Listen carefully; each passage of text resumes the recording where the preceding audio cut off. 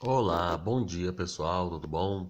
Vamos estar falando agora aqui relacionado à nossa à última aula, onde eu falei um pouquinho sobre algumas questões relacionadas aí à gametogênese.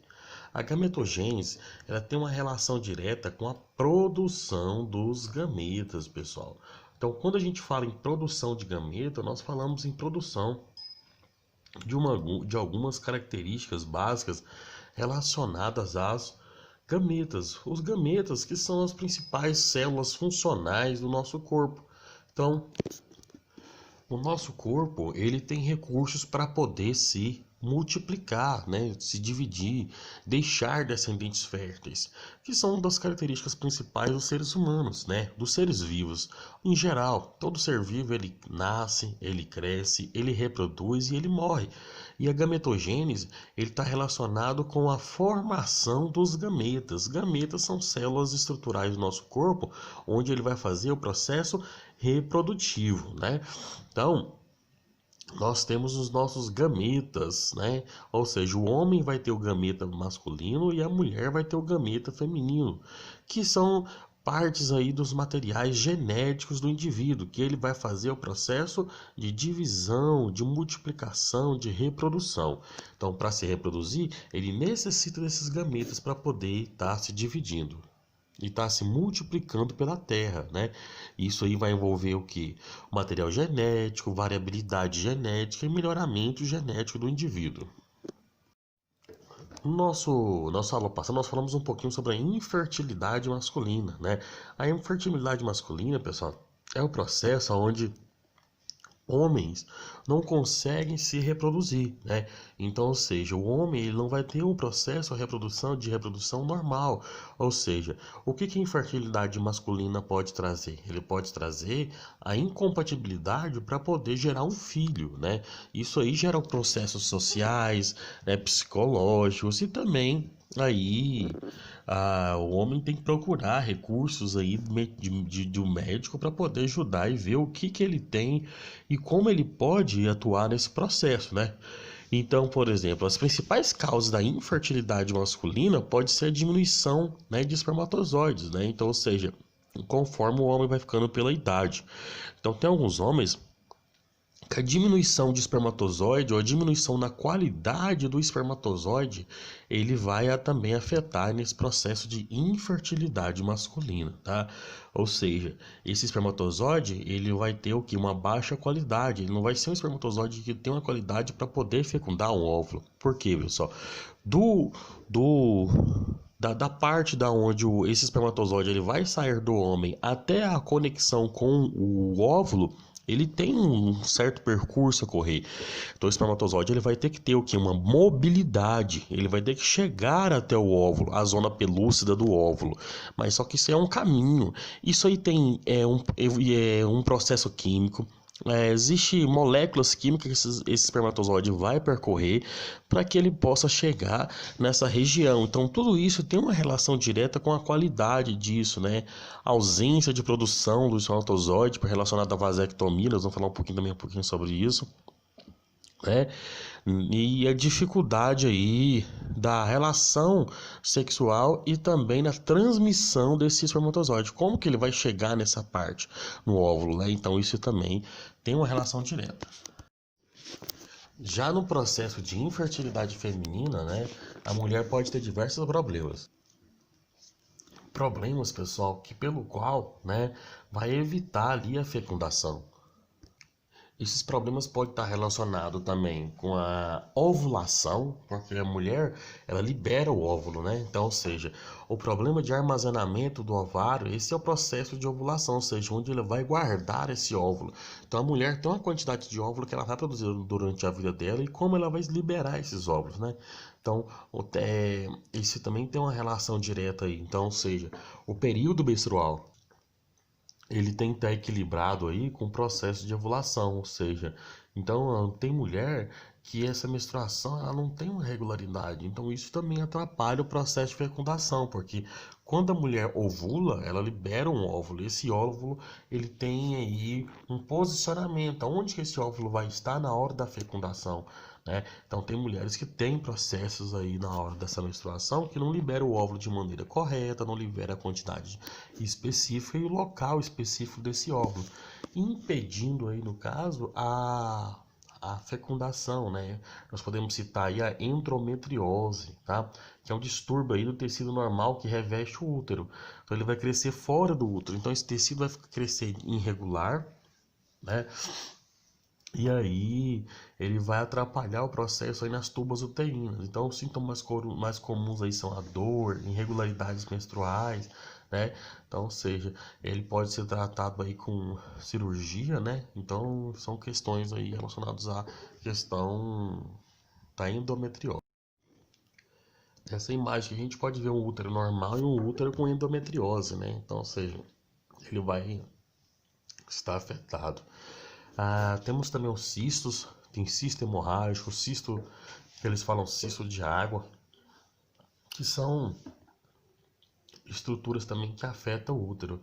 Isso pode afetar aí também a fertilidade feminina também, né? Então, ou seja, são cistos, são tumores, caroços, líquidos ou maçosos que podem dar no útero também.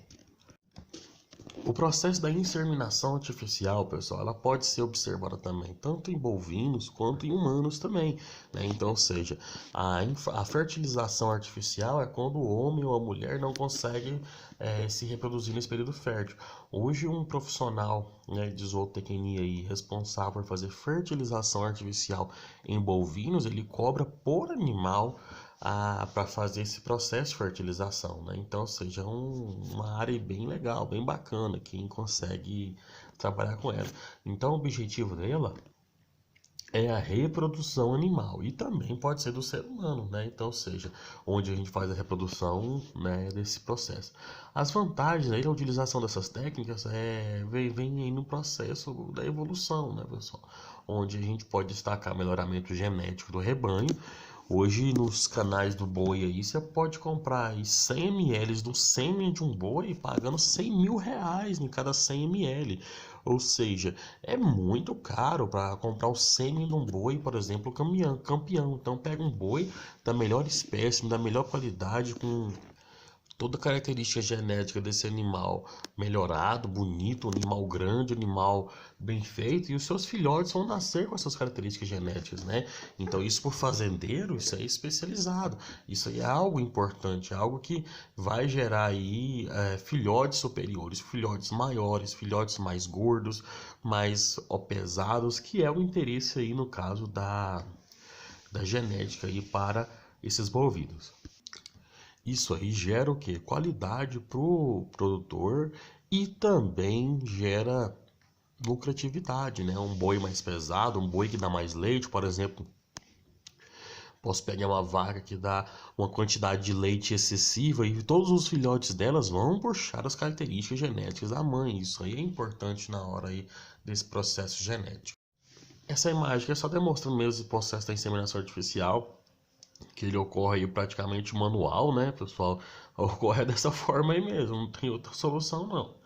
Aonde ele faz a seminação e ele abre a parte uterina da vaca aí para poder liberar o sêmen na região anal dela aí, né, na vaginal, na anal não, perdão, na vaginal da vaca, onde ele tem que utilizar a mão dessa maneira aí, tá?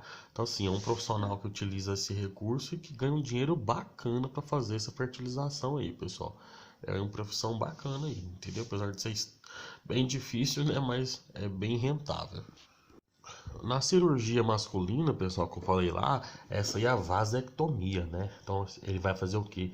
A incisão nessa veia aí do epidídimo masculino, onde ele vai cortar esse material, evitando que esse sêmen possa sair, né? E fazer o processo de fecundação. Alguns animais se fazem esse processo. No porco, por exemplo, se corta esse canal aí também, evitando aí o processo de fecundação. Isso gera um processo que a gente chama de capar o animal, né?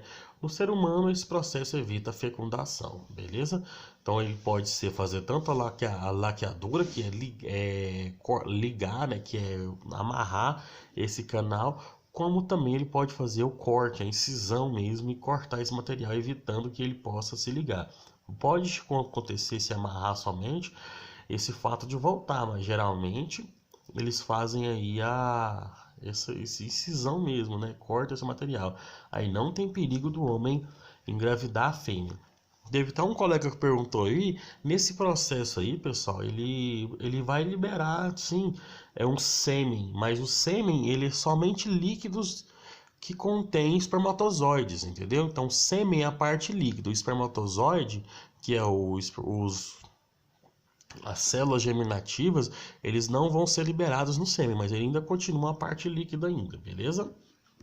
Na mulher também, eles fazem o processo também de laqueadura, ou seja, ele pode tanto fazer a parte da costura, ou então a incisão mesmo ali cortando, né? Geralmente algumas cirurgias dessas já saem do SUS. Mães que têm 2 ou 3 filhos já podem fazer esse processo aí quando já passa pelo processo da última gravidez. Então, ou seja, já é um processo aí bacana, porque a mulher que tem um útero ativo, ela pode ter aí vários filhos, então, ou seja, elas já preferem já fazer esse processo aí da cirurgia, evitando a gravidez, né, pessoal? Ou seja, aí no caso aí não há a liberação ovariana do óvulo e aí não vai ter a gravidez, né? Então, ou seja, o processo mais seguro aí no caso seria a incisão, de cortar mesmo a trompa, né? Evitando aí esse processo de gravidez. Isso é importante porque principalmente pessoas aí mais humildes, né, que não tem condição de fazer métodos contraceptivos, ajuda já nesse processo aí de evitar O a tratamento da fecundação. fertilização in vitro se inicia com a estimulação ovariana, através do uso de medicações. A primeira coisa que fazemos é uma ultrassonografia, onde podemos avaliar a quantidade de folículos que essa paciente possui. Após a realização das medicações, que dura em média 10 dias, vamos fazer uma série de ultrassonografias e acompanhar o crescimento desses folículos. Cada folículo pode ter dentro dele um óvulo e, consequentemente, folículos maiores podem estimar a quantidade de óvulos maduros que a paciente pode produzir.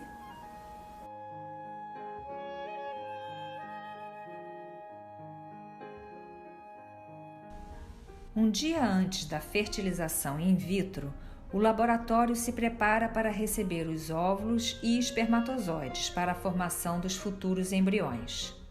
O caso é estudado e tudo o que será usado, assim como o local onde será feito o cultivo, é devidamente identificado com o nome do casal.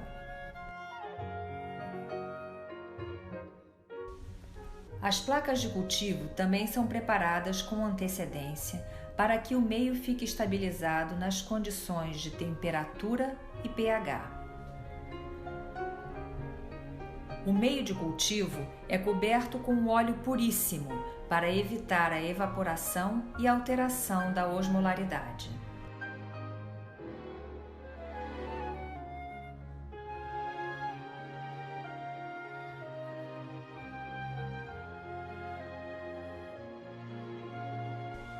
Os folículos onde estão os óvulos são aspirados através da ultrassonografia.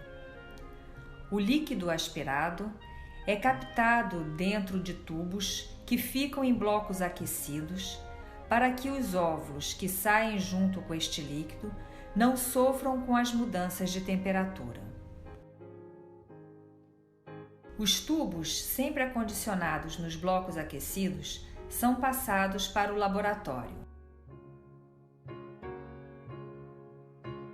O laboratório recebe o líquido folicular aspirado para identificar os óvulos.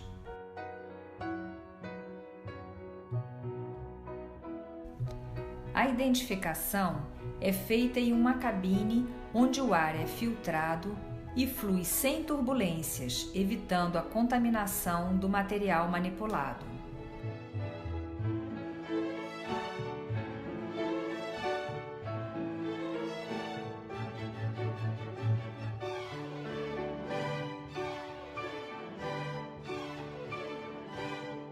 Os óvulos são lavados do líquido folicular com as células que os envolvem e colocados no meio de cultivo para receber os espermatozoides 2 a 6 horas depois da punção folicular.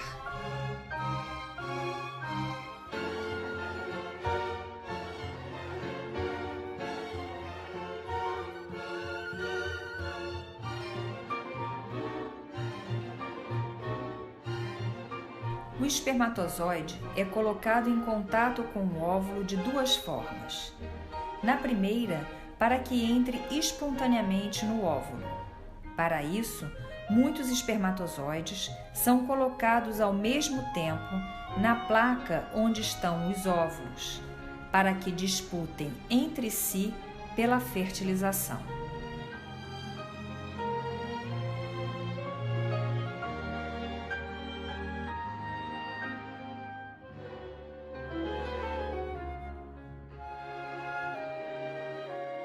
Na outra forma, as células que envolvem os óvulos devem ser retiradas.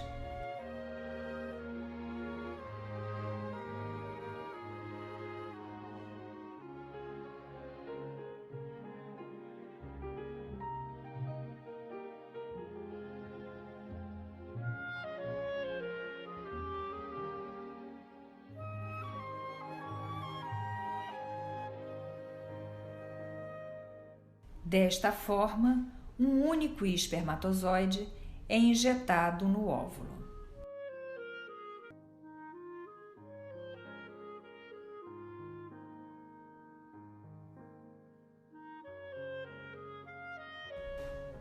No dia seguinte, 16 a 19 horas depois do encontro do óvulo com o espermatozoide, é feita a conferência se houve, de fato, a fertilização. Esta confirmação é feita quando verificamos a presença de dois pronúcleos, o pronúcleo feminino e o pronúcleo masculino.